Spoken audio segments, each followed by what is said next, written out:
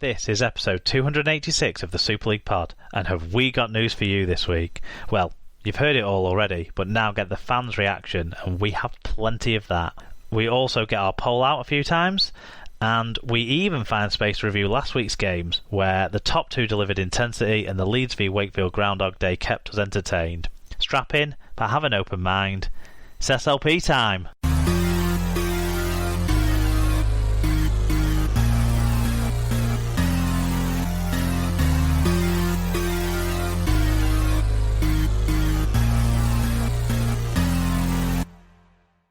Hello listeners, welcome to episode 286 of the Super League Pod. I don't know how we're going to fit it all in, but we've got plenty to talk about this week in the company of myself, Mark. Alan's back, second time in 2 weeks, Alan. Nice to have you back. And Sarah's back.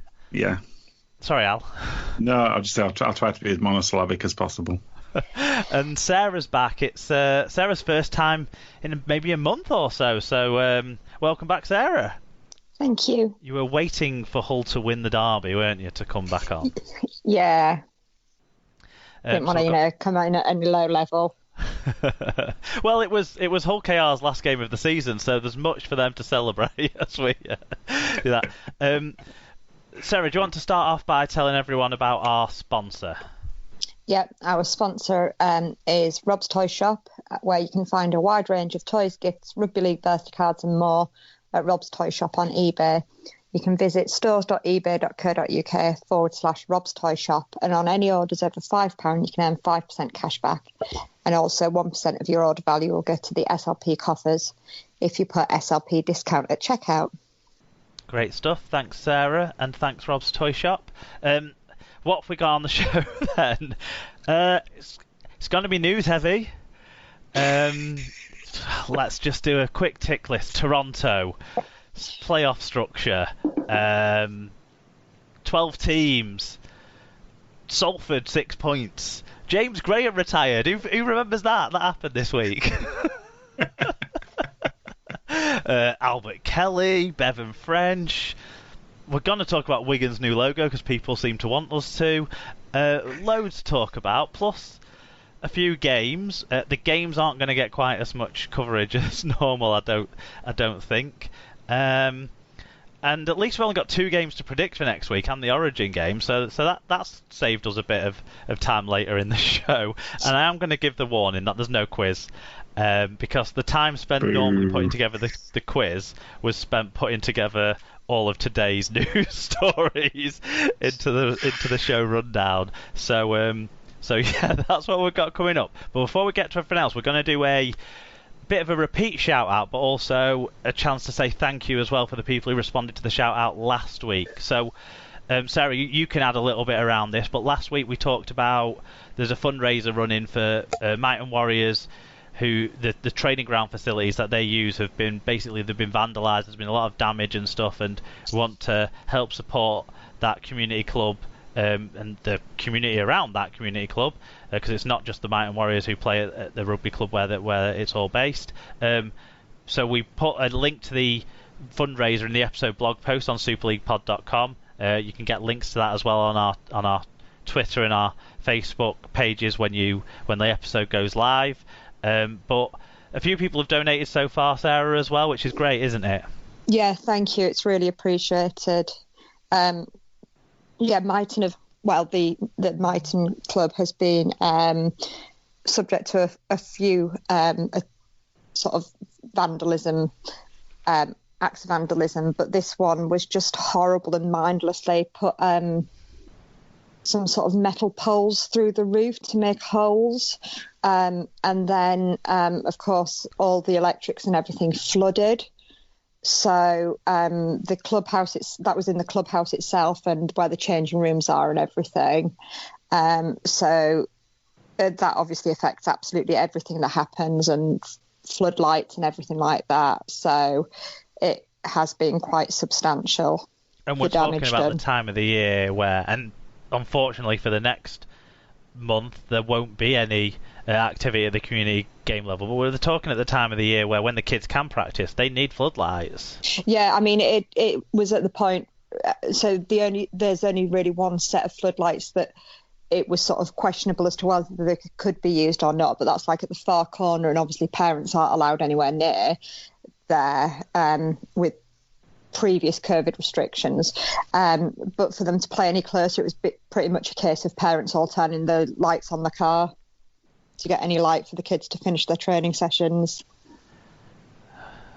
Which is not, that's just really sad. So hopefully anyone who can chip in however little amount, isn't it really? Everything will help. Well, just literally, any amount. It's just so much appreciated because they really are a great club. They're such a welcoming and nurturing club. So, it's just horrible to hear about what's happened and things. Yeah, and they've done so much, haven't they, with Joshua, your son, who plays there, and his confidence has improved, hasn't it, with it, the skills he's learned there, and kind of some of the stuff he got to do even when he couldn't do it as proper club activities during the first lockdown as well, that the club kept in contact, didn't they? And you even like some Rovers fans because of that club as well, which is one of the more remarkable things it's achieved.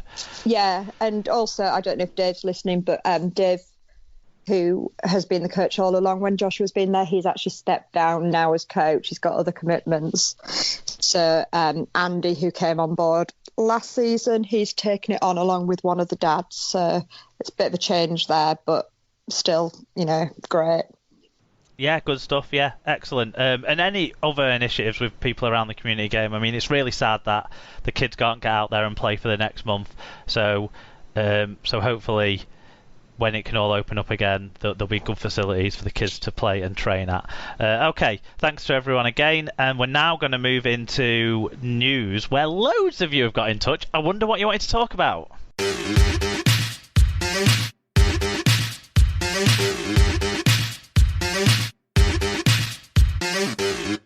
So we move on to the chunky news section of the show, and first story is that the Super League clubs have voted against allowing Toronto Wolfpack back into the competition for 2021 by 8 votes to 4 with 1 abstention. As we all know, Toronto resigned from the 2020 competition in July after former owner David Argyle withdrew, stating he could no longer fund the club. The new owner, Carlo Livolsi, offered to underwrite the club's losses, but the plans were rejected. So the club statement said, Toronto Wolfpack and the investment group had previously submitted an extensive 5-year business plan, including significant input from independent financial advisors. The submission addressed original feedback received from the Super League and member clubs, including improved clarity on what benefits the Wolfpack bring to the league as a whole, as well as detailed plans for the growth of rugby league in Canada. The club shares the obvious disappointment of our players, staff, sponsors and partners, as well as incredible fans at today's decision. The Wolfpack will now take some time to consider our position and consult further with the current ownership group led by David Argyle. So we ran a poll. Got the poll out for this one, of course. Was Monday's decision on Toronto Wolfpack the correct one in your opinion, was what we asked the fans. And it was just a yes-no, and actually 58.8% of voters said no, it wasn't the correct correct decision in their opinion, and 41.2% said yes. And I'm guessing 100%, or at least 99% of those people didn't see any of the submissions or the report that in italics, in inverted commas, with question marks around it, independent report, but also the question mark heavy submission as well from the Wolfpack. So, we're as uninformed as all fans are, but there's lots of views from us to go through. So do you want to hit with the first one of those, Sarah, and then we'll kind of flit in our views as we go along, I guess. Yep. So Tom Andrews was the first person to get in touch, and he said, feel bad for the Wolfpack fans, but you've been failed by your own owners. You can't bail on a season and then fail to prove you could finish next season. Aim your hate at those rather than the other clubs fighting to survive themselves. Does this mean they are finished or going to start again in lower leagues? Good question. One of many. It is a good question, and Carlo Livolsi has said all along that it's kind of Super League or bust for is it him or is it Wolf Grooming Products Limited, whatever? But Yeah. so it'd be interesting to see if someone can look at it, if someone wants to come in and do a rebuild, because it sounds like Lavolsi isn't the man for that, and Argyle also isn't the man for that. No, I think if you were predicating it on, a central division of Super League money, you're not going to be able to do the same on Championship money, are you? So it sounds unlikely. That's my initial instinct anyway. Yeah. Neil McEwen says, correct decision. Toronto needed to go into the Championship to regroup. It's bad news for the players owed money, but potential new owner couldn't provide proof of funds. Fuck it, throw Toulouse in Super League. They're assembling a good squad, and see what the French derby does for the TV deal. It's not a derby to some people, but anyway. Or perhaps York, as they're a club on the up. Ottawa doesn't make sense either. And then Canada fuck off, which I think is a little bit tongue-in-cheek, I would suggest. Yeah, well, we'll talk about potential replacements later, but it is not the view of Super League Pod that a whole country can fuck off. Well, thanks for your view, Neil. David Lawrenson said, a really sad day for Rugby League. Toronto Wolfpack plus Ottawa and New York could have been the trailblazers of setting up a North American conference in, say, 5 years with a view to encouraging their homegrown talent over the next 10 years. I would love to see the Toronto Wolfpack proposal as well as Elston's counter-report. For the decision to be so much against, then there must be some logic to it, surely. Logic? Well, actually, in the thing we didn't... Whatever I copied and pasted from didn't actually cover who voted what way, did it? It just said 8-4 with one abstention. So the one abstention we understand was Warrington, and the 4 votes for were Leeds, St Helens, Catalans, wasn't it? Yeah, Catalans and the RFL. So obviously take from that the other 8 were Castleford, Wakefield, Hull FC, Hull KR, Salford, Wigan, Huddersfield, and the Super League board. Yeah. Who's next, Sarah? Yes. So next is Mark Butler, who said lots of rugby league journalists wringing their hands, but the situation seems simple. We can't pay for Toronto, and nobody in Toronto seems to show they can either. All the rest is just noise. It's a real shame, but the alternative is taking our limited resources and plunging them into something that looks like a money pit based on vague promises. Josh's granddad says, the sensible decision given the way they've walked away from the sport this year. Really should never have been admitted initially. Nothing gained, smashing part-timers, and then they couldn't live with the big boys.